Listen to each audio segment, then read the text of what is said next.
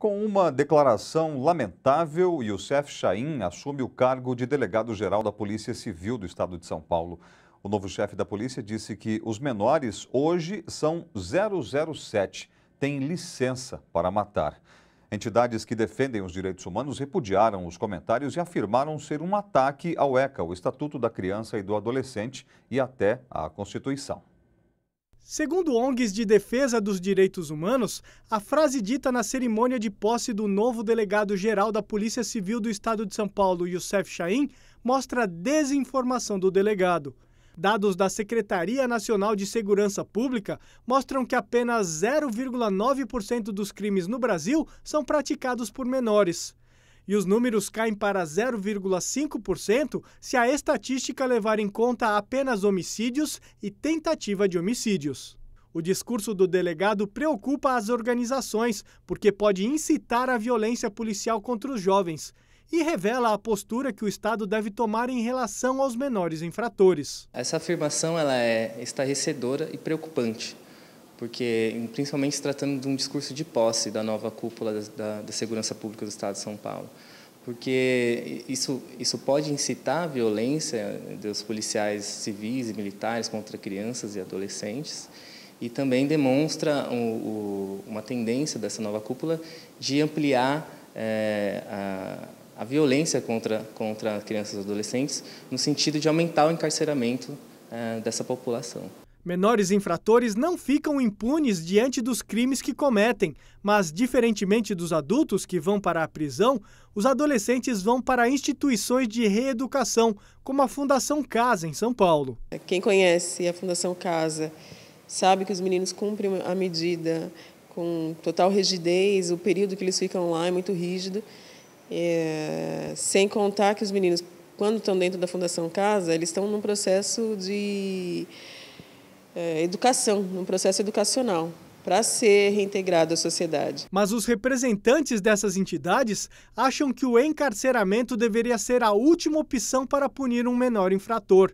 Antes, é preciso dar melhores condições sociais para esses jovens. Outras medidas, como políticas públicas destinadas para educação, lazer, liberdade, enfim, todos aqueles direitos que eles estão no artigo 227 da Constituição Federal, que garantem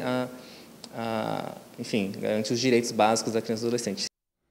A redução da maioridade penal como solução para a violência e a impressão de que os menores de idade têm licença para matar, infelizmente fazem parte do senso comum. São crenças que se acumulam no dia a dia, baseadas em análises superficiais e não em reflexões profundas e acabam ganhando força quando pronunciadas por uma autoridade como o novo chefe da Polícia Civil de São Paulo. E para a gente entender melhor por que este não é o melhor caminho a ser seguido pelo poder público, eu vou conversar agora aqui no estúdio do Seu Jornal com o advogado Ariel de Castro Alves, que faz parte do Conselho Estadual da Criança e do Adolescente de São Paulo e tem um longo histórico de atuação nesta área. Boa noite, Ariel. Bem-vindo mais uma vez ao Seu Jornal. Boa noite, Eli. Boa noite a todos os telespectadores da TVT. É um prazer estar aqui. Prazer nosso recebê-lo. O que significa para a população, Ariel, na sua opinião, população de São Paulo, a decisão do governador Geraldo Alckmin em nomear um chefe de polícia civil com esse tipo de pensamento, de imagem? Isso mostra bastante o despreparo, porque não está na alçada estadual a mudança do Estatuto da Criança e do Adolescente. Na verdade, ele deveria apresentar qual é a plataforma dele diante de uma das polícias civis com maiores índices de corrupção no país. Isso que tem que ser combatido. Como é que ele vai enfrentar a segurança privada? Muitos policiais hoje, eles investem na insegurança pública, muitas vezes praticando prevaricação, não cumprem adequadamente com suas funções ou usam até viaturas do Estado para empresas de segurança privada. Boa parte de policiais de altas patentes na Polícia Civil, na Polícia Militar de São Paulo, são testas de ferro, são proprietários proprietários, de alguma forma, de empresas de segurança. Esse é o grande problema da segurança pública que o delegado deveria ter apontado. Inclusive, ele já foi investigado por envolvimento como proprietário de empresas de segurança em 2007. Infelizmente, segundo a Secretaria de Segurança Pública, a investigação contra ele foi arquivada. Outro problema grave e que surpreendeu também nessas declarações é que o secretário atual da Segurança Pública que assumiu, Alexandre de Moraes, quando ele presidiu a FEBEM, que hoje é Fundação Casa, entre 2004 e 2005, teve recorde de rebeliões. Ele foi responsável pela maior crise que a FEBEM já teve. Ele demitiu 1.600 funcionários e a Justiça do Trabalho reintegrou todos os 1.600 e ele gerou mais de 100 milhões de dívidas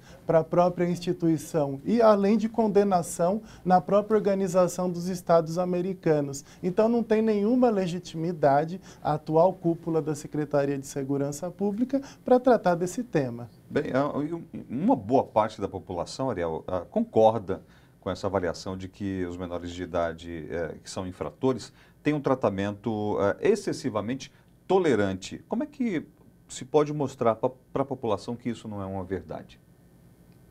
Nessas declarações eles utilizam esse senso comum, né, de que os adolescentes, em tese, ficariam impunes. E, na verdade, eles tentam colocar a culpa nos adolescentes para todo o caos da segurança pública de São Paulo, quando, na verdade, o problema é que o criminoso, quando ele tem a certeza da impunidade, ele acaba praticando os crimes. E no estado de São Paulo, a impunidade é muito alta porque só 2% dos crimes são esclarecidos pela Polícia Civil. E só 10% dos homicídios, dos assassinatos, são esclarecidos. Então é isso que o governo do estado deveria apresentar propostas para solucionar. Os adolescentes, quando cometem atos infracionais, eles vão ser privados de liberdade. Temos 10 mil adolescentes privados de liberdade em São Paulo, 20 mil adolescentes privados de liberdade no país. Agora, é um erro achar que a maioria dos crimes são cometidos por adolescentes. A própria Secretaria de Segurança Pública de São Paulo divulga que, na média de prisões, contando com as apreensões de adolescentes, os adolescentes são 8% dos detidos, enquanto os adultos são 92% dos que são detidos em média. Menos de 1% dos crimes são cometidos por adolescentes, conforme dados de 2011 do próprio Ministério da Justiça. Nós temos 60 milhões de crianças e adolescentes no país e os adolescentes que cumprem alguma medida socioeducativa são 100 mil. Representa, então, 0,1% do total de adolescentes no país. Então, existe um senso totalmente equivocado de que adolescentes são os principais responsáveis pela criminalidade, quando, na verdade, isso não corresponde à realidade, é apenas demagogia e oportunismo, como eles querem antecipar a incompetência deles na área de segurança pública. Daqui 2 anos, quando eles forem trocados, eles vão dizer que o problema de não terem reduzido os índices de criminalidade foi o Estatuto da Criança e do Adolescente. Pois é, nós temos aí a previsão, Ariel, de um novo Congresso, um Congresso que nós já sabemos que é muito mais conservador do que o atual. Você acha que essa questão da redução de maioridade penal pode voltar a ser discutida ali? Certamente ela vai voltar. Nós temos vários oportunistas de plantão.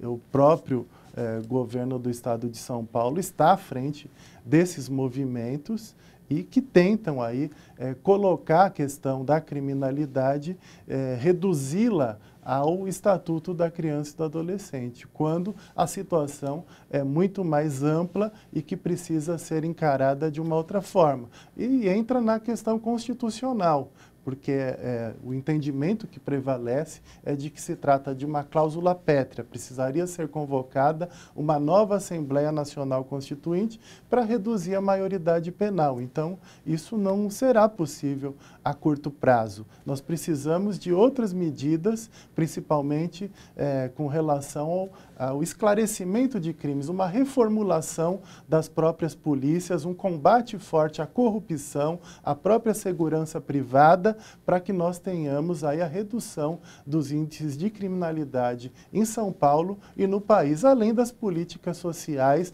do investimento na inclusão dos jovens. Porque se o adolescente procura a escola, não encontra vaga, procura trabalho, não encontra aprendizagem, profissionalização e não encontra, ele vai ser incluído na boca de fumo, vai ser incluído na criminalidade. É isso que nós temos que reverter.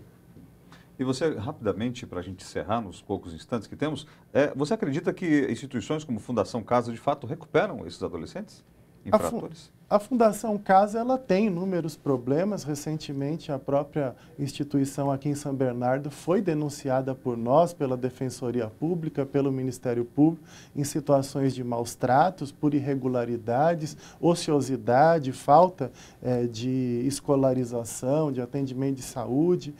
Nós tivemos algumas melhoras com a descentralização do atendimento, a construção de várias novas unidades de internação, a contratação de mais profissionais. Mas muito ainda precisa ser feito, porque todo dia a Fundação Casa é denunciada ainda por irregularidades e maus tratos e descumprimento do Estatuto da Criança e do Adolescente. Ariel, muito obrigado, pela sua participação e até a próxima. Eu que agradeço.